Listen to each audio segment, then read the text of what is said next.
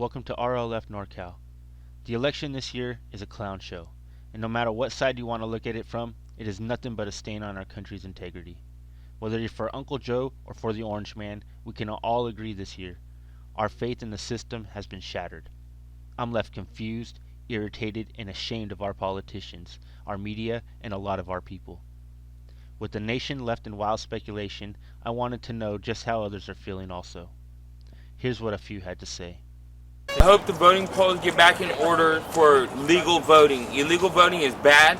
Me personally, I haven't been able to vote yet. If they do a re-vote or if I'm late to vote because I tried voting but I had to go to the hospital. But for me, I'm voting for President Trump. President Trump, I love you, brother. Woo-ta, hoorah! And I was going to say, voting is a beautiful thing of America. It's what separates diplomacy from communism. And America is a land of a free, and voting stops tyranny and dictatorship in the nation. That's what makes America unique and beautiful. The home of the brave, the land of the free. That's all I had to say. Vote on, guys. So far, I'm very disappointed. I feel that the media is controlling what we're trying to understand about the politicians. We're not getting true facts. And this whole thing of now we have to wait to see who's president, it should be a cut and dry thing. They should have this well oiled by now. We've been doing this for centuries, and there shouldn't be all this chaos. But again, the media is putting that chaos out there. Whatever side they want, they put the chaos out there for them. And as a person who studied journalism, first thing I learned is you get the facts, nothing but the facts. You do not interject your opinion. You report the facts. Media does not do that anymore. So half of what's happening today is because of the media. So that's all I got to say. Leading up to the election and into the election, you have the news media. Everybody's biased against Trump.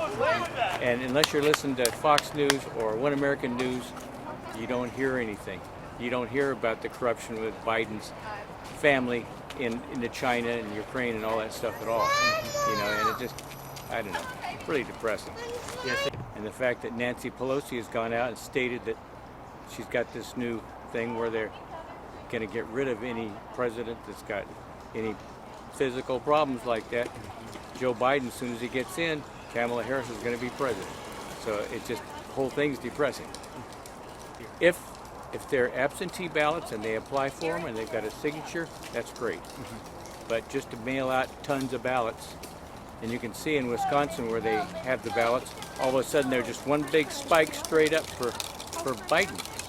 How did they get so many, you know, how did they get 100,000 votes right now? You know, it's just, something's wrong. I mean, you can extend the count if it's a good, you know, if the ballots are good. You can extend it out or recount it, whatever they want to do, that's fine. My current opinions on the election is that I'm sad.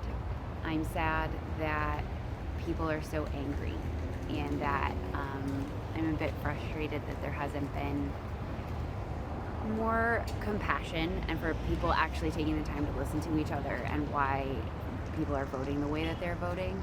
I really value seeing the people that I do know taking the time to listen to one another. And I've been missing that just from how things have been portrayed, especially across the media. And so I've been a little bit disappointed with how angry people seem to be. I could handle it if I really felt there were no shenanigans going on. I'm totally okay with, you know, it being fair. Not a problem at all.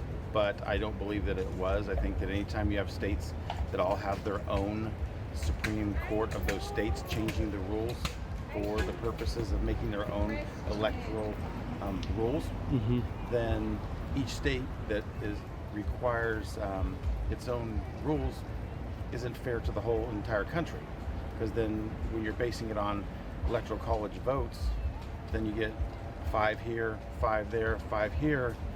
Well, if you got, let's say, I think it was Wisconsin, where you have Green Bay and you have Madison that well outdo the rest of the state because of the numbers that they have, that's not fair to the guys.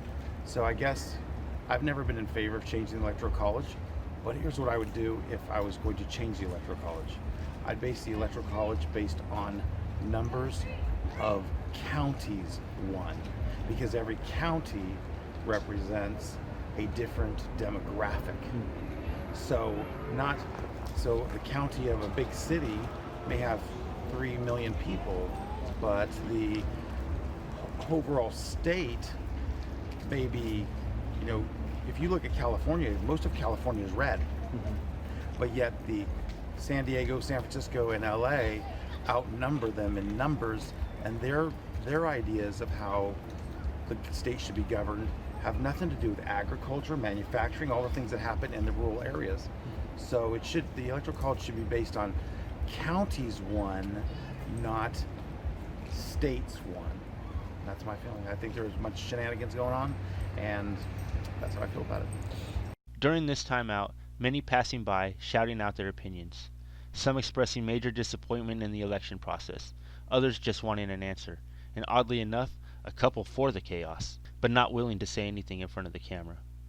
Still, I learned that many people are fed up and just want the truth. But, will we ever get it? Thank you for checking out this video, and I hope you will join me for the next. This is RLF NorCal. All people, all opinion.